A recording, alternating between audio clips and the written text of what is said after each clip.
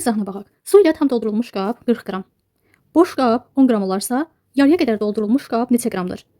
Biz ilk öncə qabın öz çəkisini tapmalıyıq. Qab tam boş olanda çəkisi 10 qram olur. Yəni plastik qabın özünün çəkisi 10 qramdır. Biz gəlin indi içindəki suyun çəkisini tapaq. Qabı su ilə ağzına dək doldurduqda ümumi çəkisi 40 qram olur. İndi biz tapsaq ki, təkcə su nə qədərdir? Buna görə də 40 qramdan çıxarıq 10 qramı. Deməli, 40-dan 10 çıxdıqda eləyir 30, yanına da yazırıq qramını. 30 tam dolu qabın içərisində 30 qram su var deməkdir. Yəni, deməli tam dolu qabın içərisində 30 qram su var. Məsələdə bizdən yarımçıq suyun çəkisini tapmaq istənilir. Ona görə 30 qram suyun yarısı nə qədərdir? 30 qram suyun yarısını tapmaqdan ötürü 30-u bölürük 2-yə. Eləyir 15 qram.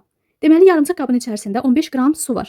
Yarıya qədər dolu qabın çəkisini tapmaq üçün suyun çəkisi ilə boş qabın çəkisini toplamalıyıq. Yəni, suyun çəkisi, yarımçıq suyun çəkisi elədi 15 qram, boş qabın çəkisi isə 10 qram. 15 qramla 10 qramın cəmi eləyəcək 25 qram.